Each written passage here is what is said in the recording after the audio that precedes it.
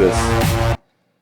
Alrighty, let's get right into it as I talk about ancient Greece. Alright, so we're going to begin Shankism, episode 3, all about Greece's geography and the early Greeks. Alright, so you want to title your top early Greeks or early Greece, doesn't matter, ancient Greece, however you want to phrase it, but we're going to be on this for an entire month, ladies and gentlemen.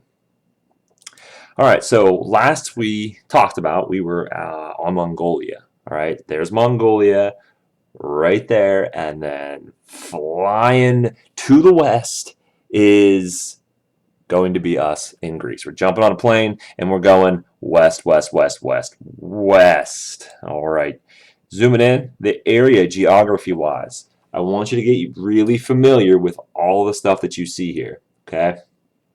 You've got Asia Minor, beginning of Asia.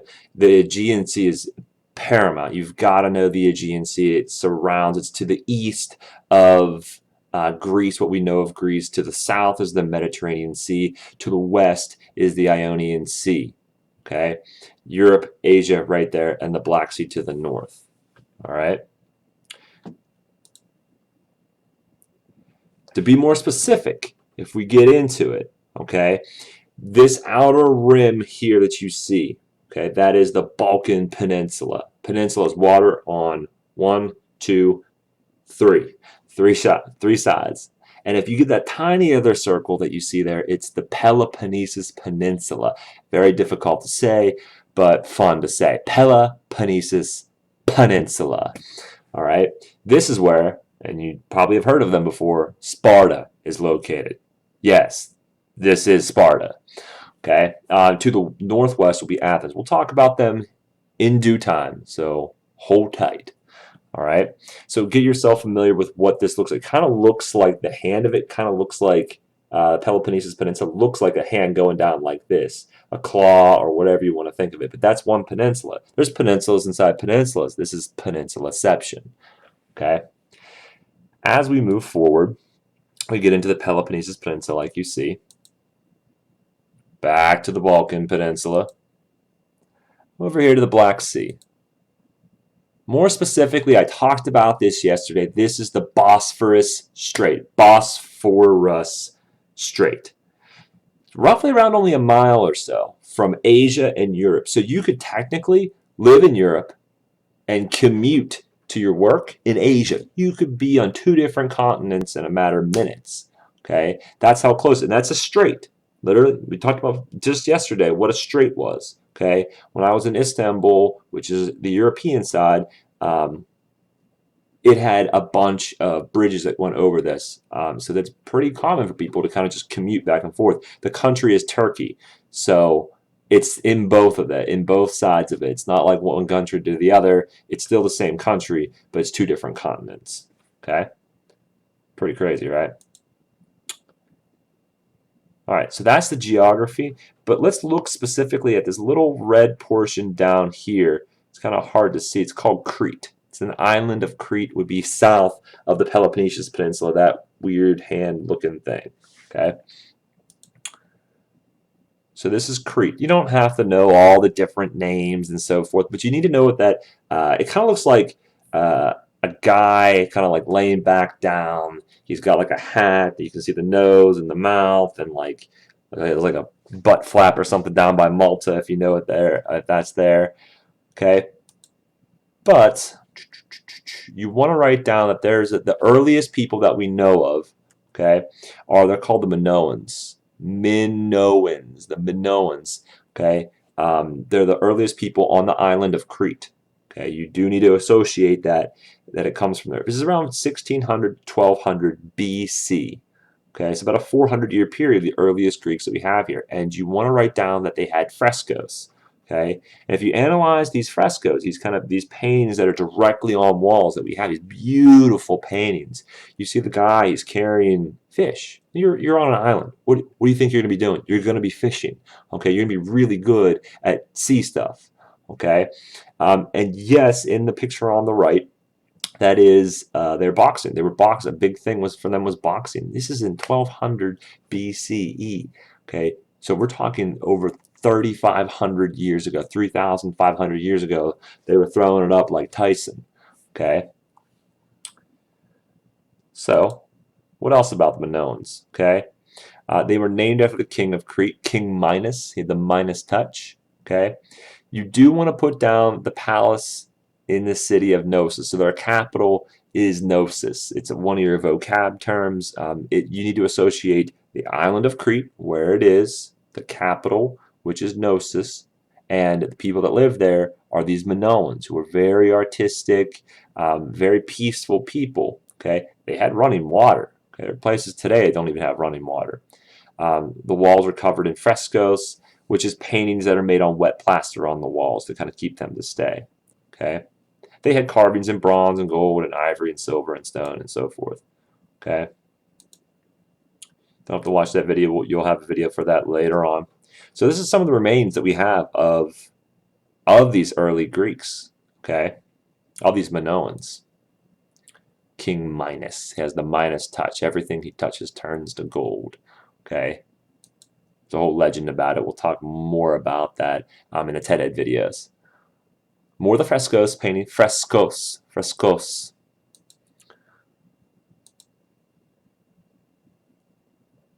Well, we already kind of talked about that. Okay. You don't have to write this, but just think logically. They're on an island. They're going to be good sailors. They're going to have to get, if they're going to get resources, if they're on an island, they're going to have to trade because they don't have everything on the island. Island nations have to trade quite a bit. A good example of this is Great Britain. You can't just all of a sudden get all the resources that you want. You have to kind of go to different places to get the resources that you need. They didn't have good soil, so they had to trade a lot for food as well. So it's not just like, metals and so forth. It's actually food. They got to trade for more food. Yet you can only get so much from the sea. Okay, and you kind of want to diversify your taste buds, right? I don't think you want to eat the same thing every single day. Imagine eating fish every single day for breakfast, lunch, and dinner. Yeah, okay, not going to happen. A volcano erupted on a nearby island. We do have some type of records of that. In 1628 BC, a tidal wave destroyed the coastal settlements from that. Took a long time for them to kind of rebuild after that. They're also known for, you do want to write this down, it's very interesting, jumping bulls. It's a religious ritual, was to jump these bulls, okay? I think I have some pictures. I thought I had some pictures, but there's some pictures, I think some frescoes you can probably find of them literally jumping over bulls. In Spain they have what they used to, they kind of do still, the running with the bulls. Imagine like jumping over bulls consistent. It's kind of like this what we have at the rodeos. Okay, there's two groups of people that you need to know from the early Greeks. Okay, one is the Minoans, the other one is the Mycenaeans. Okay, so these are the people that are on mainland Greece. They lived in clans and tribes. They conquered the Minoans and adopted much of their culture. You do want to put that they conquered the Minoans. And they adopted the culture. So that they basically conquered them and said, you know what? You guys, you're pretty good artists, you're good fishermen, I like your rituals for religion. We're really good at being warfare, we Mycenaeans. But we kind of want to conquer you. But we're going to adopt your culture. Okay?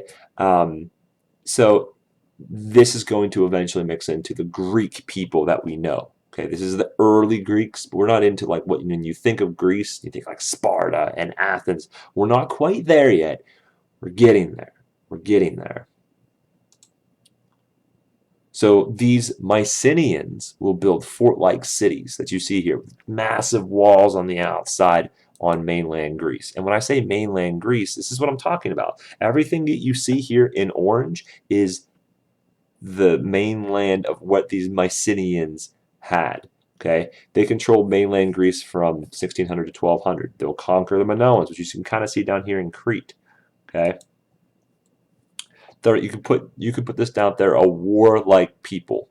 Okay, they're known for the raiding of the Eastern Mediterranean. So they weren't just raiding just Crete. It was like everywhere. They were like a warlike people. So if you're a warlike people, you got to find people to fight. You got to find war. Okay, so they did that. We know that the Mycenaeans, if you didn't already, I think you do need to put this if you haven't already. The Mycenaeans, these warlike people that adopted the Greek culture, they are developed on the Peloponnesus Peninsula, okay, which is that smaller peninsula where Sparta is located, okay. Now, this you absolutely 100% need to know, need to write down, because this is one of the most famous pieces of literature ever, ever, okay. So, the two here, it's not Homer. The literature isn't Homer. It's not Homer Simpson. I know what you're thinking. Okay. So there's a war. The war is called the Trojan War. Okay. You may want to write down. I'm going to have TED Ed videos for you to watch about that. Homer he wrote the Iliad. Now, the Iliad is this war between these Mycenaean people that I just talked about. They'll go all the way up into Asia Minor. There's a place called Troy, okay? And they will have this epic battle with heroes and gods and all of this mixed into this great Greek culture, just rich in Greek history. And that, like, the sequel kind of to it is the Odyssey. Okay, the Odyssey is like a long journey home. Okay, and then Homer writes this, but it was more of a verbal tradition, an oral tradition, where it's passed down from generation to generation to generation. And he decided that he's a blind poet. He decides, I'm going to have it written down. He didn't write it down. He told the story and someone else wrote it down. Okay, whether or not he had come up with it, highly unlikely, but it just had been passed down from generation to generation. So it happened around 1180 BC, around there. He didn't write it down till 790 BCE. So you're looking at about a 400-year difference, roughly, give or take. Okay, so the first one he writes is called the Iliad, about the Trojan War. If you ever get a chance, if you're ever allowed to, there's a movie called Troy. Brad Pitt, Orlando Bloom. Great movie. It's an R movie, so you may or may not be allowed to watch it, but this is basically the Iliad. Okay. There is more, I think it's like a PG-13 movie. It's called The Odyssey, made in the early 90s. Not as good, but still gets the point across. So it's a decent one as well, but it's Odysseus, okay? More than likely, if you're in the advanced class, you're going to be reading one or the other, okay? Yeah, you'll have a preview for that. But in that, you don't have to write this unless you want to, okay? You can if you want, but in the movie, there is a guy called Achilles. In the movie Troy, this is Achilles, okay? Achilles, you probably are familiar with if I can get here, your Achilles heel right here, okay? Your Achilles heel is if you don't have that, or if you tear that or anything, you can't walk. I don't care how athletic you are. I don't care what you think you are. And it has become a term that means that, like, your weak spot. So Achilles, the legend was, he was basically completely a god. But his mother, when he was becoming the god, the trade-off was you could only dip them. You couldn't, like, dip him in, like, basically this water that made him immortal, made him invincible to any. He's the greatest warrior, but it hit that one small spot, his Achilles heel, where his mom, as a baby, held him upside down and dipped him in. So his only 1 weak spot was the Achilles heel. So if you say, oh, my Achilles heel is for, let's say, school, my Achilles heel is math class. I just can't do everything else I can do. I'm fine at, but math I'm not very good at, or whatever your Achilles heel may be. Okay, but that is in the movie Troy. These are some pictures from the movie Troy. Okay, there's Achilles right there, played by Brad Pitt. Probably don't know who that is, but good actor. Achilles. You don't have to write. This is more for, like, fun facts. He's the hero of the Trojan War. So there's a lot of heroes in this, in the Iliad. He fought alongside. He had, like, a whole band that he, like, followed him around. Okay, and he will kill Paris. Paris will be the Trojan killed by Paris. Paris is one of the Trojan princes. There's two Trojan princes. His only weakness is his heel. Enemies will be Hector, the brother of Paris. He will kill Hector. Achilles will kill Hector. Okay. Hector kills Patroclus, which is Achilles' cousin slash friend slash maybe lover. Not entirely sure. There's a lot of different versions of this, but it's a lot. I understand that. I know the story, but it's just really interesting story. But that's just like the highlights essentially of Achilles. The guy Hector I was talking to, he's a Trojan. So Achilles is like a Mycenaean. He's a warlike person. The Trojans are more, they're warlike, but they're more about trading and peace and prosperity and so forth. This is Hector. Okay, Hector and Achilles fight on the walls of Troy. The walls of Troy were these allegedly like 50 feet high, at least 20 some feet high, 20 to 50 some feet. We don't know exactly how. We just know they're really, really large. And allegedly, how the Iliad goes is Hector and Achilles were fighting outside of the walls of Troy. And Hector was the best on the Trojan side, and Achilles was the best soldier like ever, anywhere. And so it's like a legendary battle. Achilles wins. Achilles kills Hector, drags his body kind of back and forth on the walls of Troy, basically saying, this is your best warrior. This is your best warrior. Okay. As I see, it's kind of hidden down here. And we'll just do this. There we go.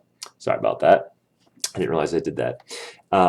And so he drags him, and Achilles drags him back to the camp. Okay. And the whole fleet that went over there across the Aegean, thousands of ships, thousands and thousands of men are over there. And so they're kind of like in the other spot. They're there for 10 years in the way the Iliad goes. And doesn't get a proper burial. And eventually Priam, the king, has to come undercover and ask Achilles personally, can I have my son back? Can I have my son's body back so I can bury him properly? You know, you won fair and square in the battle, but just give me this. Like, just give me the warrior's burial. This is the famous Trojan horse. I'm sure you've heard of this, okay? Well, there was no headway by the Mycenaeans. The Mycenaeans could not make way. For 10 years, they're fighting, trying to get around these walls. They can't.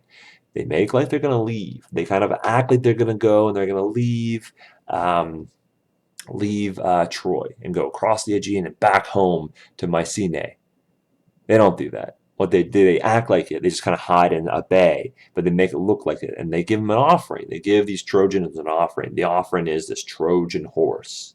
Okay, this Trojan horse that you see here, like, oh wow, so all these Trojans are partying, they're having a great time. We won, victorious, 10 years, and we're finally free of the Mycenaean people that are trying to take over.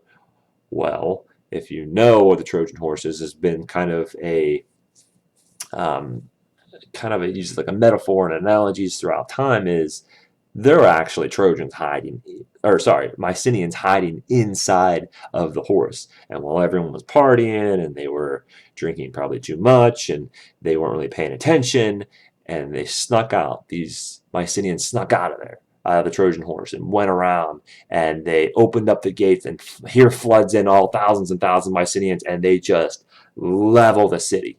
So they use their brains. It's a running theme with Greece. The Greeks will be extremely brave. They'll be extremely warlike and well-skilled warriors. But the most important thing is their brains. For sure, 100% their brains. Okay, they just use them so well, better than anyone that we study, probably, in my opinion. Okay. One of the other persons that we talked about was Paris. Paris is a Trojan prince. He's the younger Trojan prince. Here's Paris from the movie Troy. That's Orlando Bloom, if you didn't know. He's a warrior and a prince of Troy, one of the princes of Troy. If you're the king, your sons are princes, if you didn't know that. He kind of starts the whole war to begin with. You're like, well, how this war starts? Well, they basically, Paris and Hector went across the Aegean to Mycenae, and were trying to get basically like a peace treaty and to stop warfare. And they're making a truce, but Paris fell in love with Helen.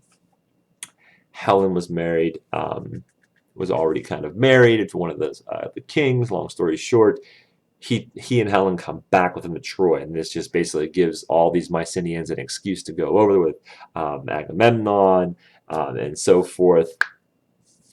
They go over and they go back to Troy. Okay. Hector, yeah, you don't have to write any of this. It's just kind of just giving you more of the story. He's a warrior and prince again. He's the brother to Paris.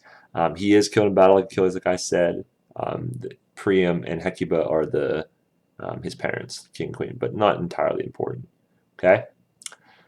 All right, so I'm going to stop there. That gives us all of the geography, all of the quick Iliad and the Odyssey story with the Mycenaeans, and we did the early Minoans as well.